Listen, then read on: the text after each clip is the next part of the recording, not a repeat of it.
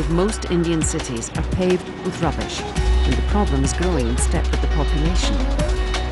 In the World Heritage town of Mamallapuram, a local NGO is setting an example to the rest of the country, tackling the rubbish problem by turning organic waste into a source of power.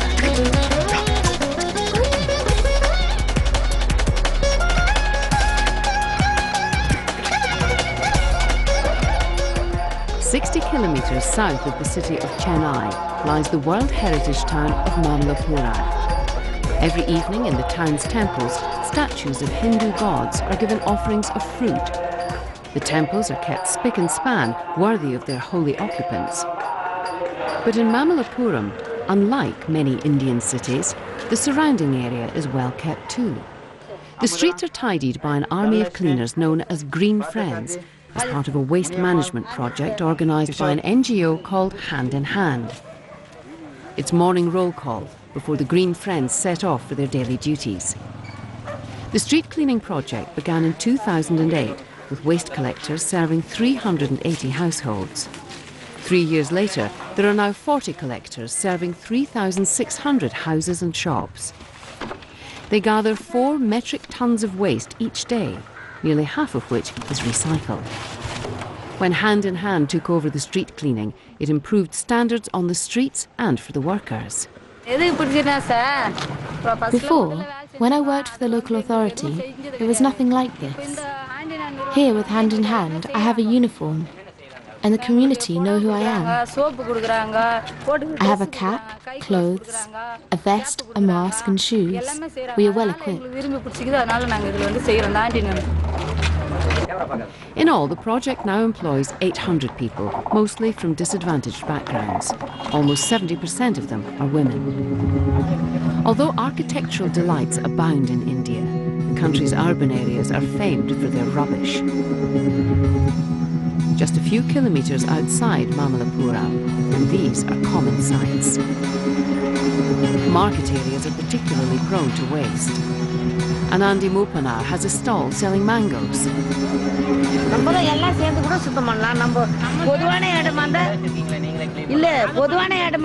I have a right to put my stall here, as it's common ground, but behind me is private land. I have no right to clean it.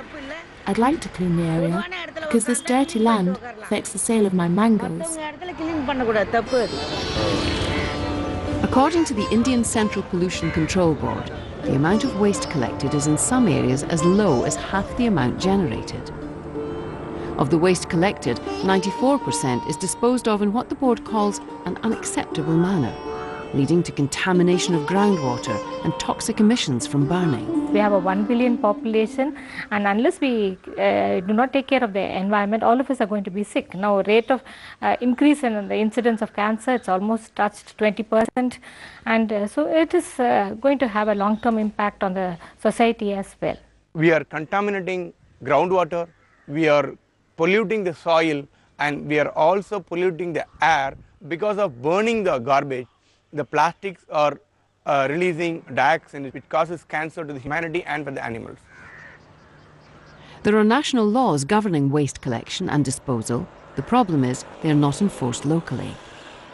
The issue of waste management is a major one here. Though in India we have our environment policy is very strong, it is in par with the developed countries like in Europe. But the implementation level is very, very limited, and due to various reasons, it is not being practiced 100%. In Mamallapuram, the support of the local government has been crucial to Hand in Hand's success. We have banned plastic carry bags right from 2010 to 2011 in Mamallapuram Town Panchayat, and we need the support of the public also. Only when hands join together, you can make noise. Otherwise, you cannot do anything. Shopkeepers now use fibre bags, just as strong, but they break down quickly once discarded. And tea stalls have replaced plastic cups with paper or glass.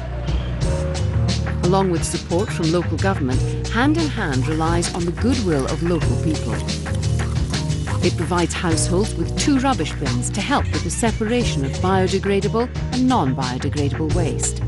This helps keep costs down, because separating the waste after collection is messy and increases the cost of the service.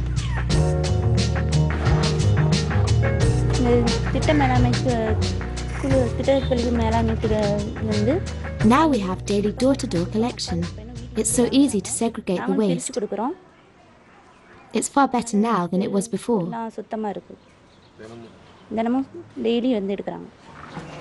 As well as making money back from recycling, Hand in Hand charges householders 20 rupees a month for the service. The market area also benefits from frequent collections, 3 times a day, with a maximum charge of 100 rupees a month.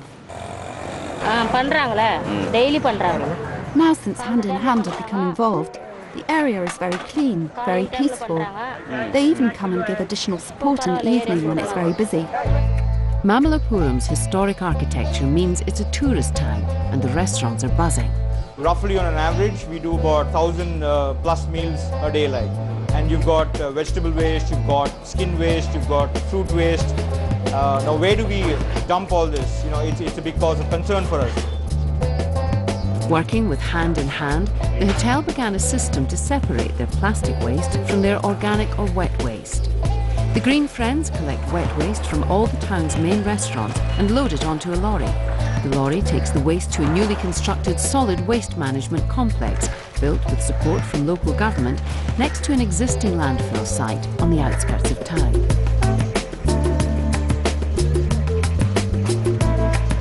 Instead of just dumping the waste as before, Hand in Hand is now processing 60% of the town's waste and aiming for 80% over the next few years. When rubbish arrives at the complex, the dry or inorganic waste is sorted into recyclable and non-recyclable items. The recyclable items can be sold on, but the organic waste is no longer destined to rot away. Processed food waste from the town's hotels and restaurants arrives at the biomethanation plant. The waste is loaded into the top of a mixing platform where fibrous items like these decorative palm leaves are separated. The remaining soft mixture is raked to check nothing too indigestible remains. And then it's fed into the grinder. This turns the food into a soupy slurry, a hearty meal for the biodigester. From the grinder, the slurry is fed into the digester tank where the decomposing process produces methane. The gas is then piped to a generator to produce electricity. The biomethanation plant has the capacity to handle 1 ton of food waste per day, enough to power a gas turbine producing 10 kilowatts of electricity per hour, more than enough to run the entire plant. Biogas reduces the need for fossil fuels and has been recognised by the United Nations Development Programme as one of the most useful decentralised sources of energy supply. As long as the food goes in, the engine keeps running. So generally this biogas is normally used for electricity using dual fuel engines, whereas this generator is a first in kind where 100% methane gas is being used, no fossil fuel is used. So completely the green energy is produced here. Unprocessed kitchen waste is not used in the digester. Instead, it comes here to the composting sheds, another way to recover money from the waste collection service.